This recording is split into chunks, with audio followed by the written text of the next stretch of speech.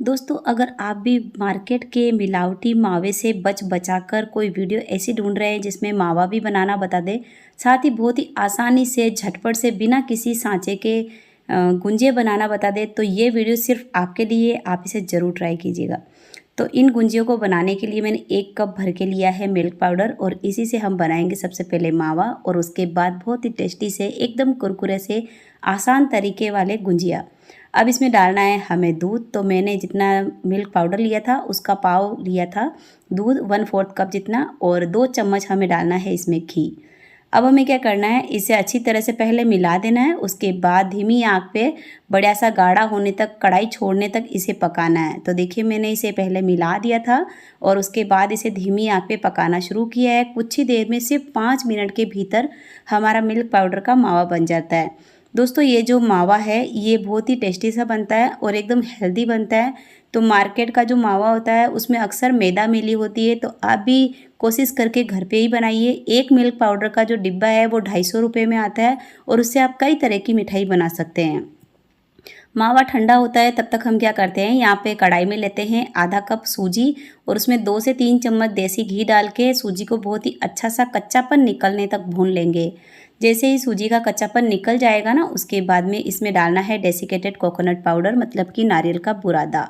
और अगर नारियल का बुरादा नहीं है, सूखा नारियल पड़ा है, तो उसे भी आप या तो मिक्सी में ग्राइंड कर लीजिए या फिर कद्दूकस करके बारीक करके और कप से नाप के डाल सकते हैं। तो मैंने यहाँ पे जो सूजी और नारियल का बुरादा लिया है, इसे सेक लूँगी। अच्छा सा कच्चापन निकलने तक इसे सेक लेना है। उसके बाद इसे तुरंत ही हमें डालना है मावे के ऊपर। पहले हम गुंजिये का मसाला बनाएंगे, उसके बाद एकदम नए तरीके से बिना सांचे के झटपट से बनने वाले गुंजिये बनाएंगे जो आपको बहुत पसंद आएंगे।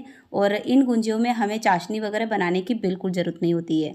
अब आपके पास में जो भी ड्राई फ्रूट्स पड़े हैं उन्हें बारीक करके या दरदरा करके डाल दीजिए। मेरे पास में यहाँ पे बादाम, काजू और मखाना का एक पाउडर है जो मैं रोज़ाना बच्चों को भी दूध में देती हूँ, मैं भी पीती हूँ और अपने हस्बैंड को भी देती हूँ।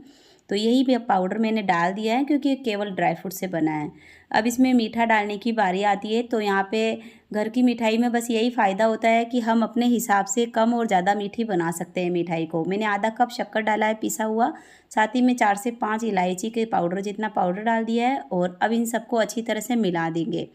देखिए, जैसे ही पंखे की हवा लगती है ना, ये जो मिक्सचर है बहुत ही जल्दी से ड्राई होने लगता है। मावे का जो मॉइस्चर है वो उड़ जाता है, और वैसे भी सूजी है तो इसे ड्राई कर ही देती है, इसलिए आप इसे ढक्कन लगा के रखिएगा। अब इसके साथ में गुंजे का जो आटा लगाना है उसके लिए हमें वैसे तो 3 कप भर के मैदा चाहिए पूरे मिक्सचर के साथ में, लेकिन मेरे पास में अभी मैदा क्या थोड़ी कम ही है, तो मैंने 1 कप मैदे के साथ में ये आटा गूँथा है। और आप चाहे तो पूरा मैदा एक साथ ही लगा सकते हैं। बाकी की मैदा जब मार्केट से मैं मंगा लूँगी तब मैं आटा और लगा के बाकी के गुंजे बनाऊँगी, और आपको बताऊँगी कि कितने गुंजे बनेंगे इतने मिक्सचर से। तो देखिए, मैंने 1 कप भर के मैदा ली थी, उसमें इतना घी डाला था कि आटा बनने लगा है अच्छे से घी और मैदा को मिलाने के बाद में। अब मैंने आधा कप भर के लिया है पानी, और इसमें से कितना पानी लगता है वो मैं आपको आगे बताऊंगी। दोस्तों, अगर एकदम परफेक्ट तरीके से हम कोई भी चीज़ बनाते हैं तो हमारी चीज़ बहुत ही अच्छी बनती है। तो यहाँ पे देखिए, मैंने इस मैदा को लगा दिया है, मतलब कि आटा गूँथ लिया है, और 1/4 कप जितना पानी लगा था। एकदम परफेक्ट आटा लगा है। इस आटे को आप चाहे तो ढक्कन लगा के 5 मिनट का रेस्ट करने दीजिए, या फिर अच्छे से मल लीजिए ताकि इसका जो क्रैक है वो निकल जाए। तो यहाँ पे मैंने तो तुरंत ही इसे मल लिया है क्योंकि मुझे झटपट से गुंजे बनाने हैं, और बच्चों को तो इतनी खाने की तलब लगी है ना कि आपको क्या बताऊँ। और इसका टेस्ट सच में बहुत ज़्यादा यम्मी था, इतना ज़्यादा टेस्टी था कि आप अगर एक बार बना लोगे तो आपको बार बार बनाना पड़ेगा। मैंने 2 बड़ी सी लोई निकाली है और इसे इस तरह से बेल लिया है। जैसे गुंजे की होती है ना थिकनेस, वैसे ही हमें इसे बेल लेना है, और उसके बाद इसकी जो रफ़ किनारे हैं वो निकाल लेंगे। मैं आपको एक ही साथ में 4 से 5 गुंजे तैयार करने का तरीका बताऊंगी दोस्तों, आपको सच में बहुत पसंद आएगा। और इन गुंजों को बनाने का सबसे बड़ा जो फ़ायदा है वो भी आप देखिएगा। तो यहाँ पे देखिए, मैंने एक बड़ी सी चपाती बेली थी लंबी सी, उसमें से मैंने इस तरह से स्क्वायर शेप में इसे काट लिया है, और 4 गुंजे एक साथ रेडी होंगे। अब हमारे पास जो मसाला है उसे हम इस तरह से मतलब कि बांध के लेंगे, जिससे कि गुंजे का मसाला बिखरेगा नहीं, और हम पानी डाल मतलब कि पानी लगा के इसकी किनारों पे जब इसे सेट करेंगे ना तो एकदम परफेक्ट रहेगा। और किनारों पे नहीं बिखरता है तो इसका मुंह भी नहीं खुलता है। अब इसके किनारों पे हमें सबसे पहले पानी लगा देना है और उसके बाद इसे पैक करना है। तो अगर आपका आटा एकदम परफेक्ट गूँथा है ना, तो आपका आटा बिल्कुल भी कढ़ाई में जाके नहीं घुलता है और मसाला नहीं निकलता है। इस बात का आपको ध्यान रखना है। अब देखिए मैदा का ये जो दोनों मुँह हैं वो उठा के इस तरह से हमें पलटना है। तो हो सकता है पहला गुंजा बनाते समय आपको थोड़ी बहुत दिक्कत हो, पर कोई बात नहीं, आप दोबारा वापस कोशिश कीजिएगा, आपके गुंजे परफेक्ट बनेंगे और देखने में इसका जो लुकिंग है बहुत ही सुंदर लगता है। तो यहाँ पे देखिए मैंने इसे इस तरह से पानी लगाया था तो इस ये पूरी तरफ से चिपक गया है, बहुत ही अच्छे से चिपका है।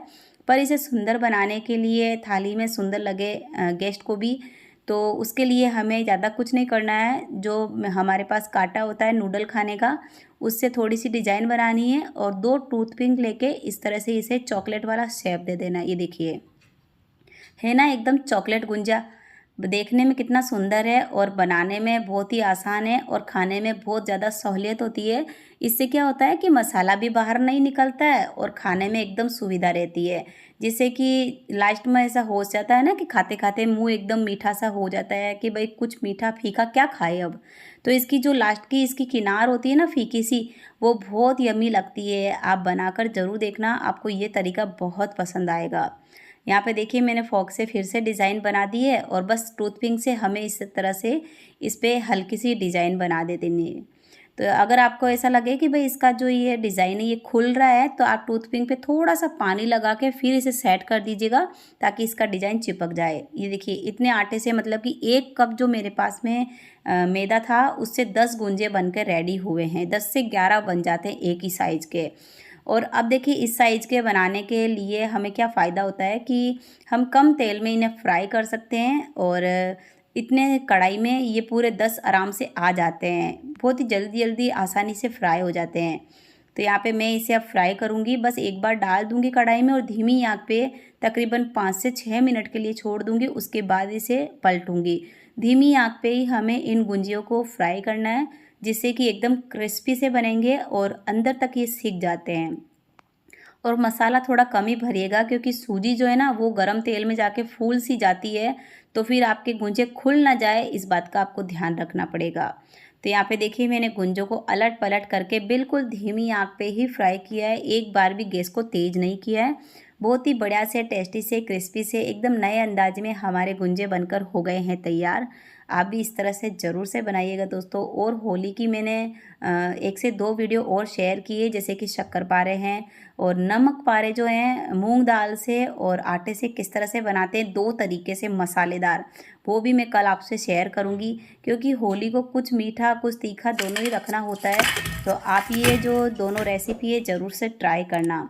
ये देखिए परफेक्ट गुंजे बनकर हो गए हैं तैयार। इस तरह से आप भी बनाएं, खाएं और अपने परिवार वालों को और मेहमानों को खिलाएं। तब तक के लिए bye bye. Thanks for watching दोस्तों।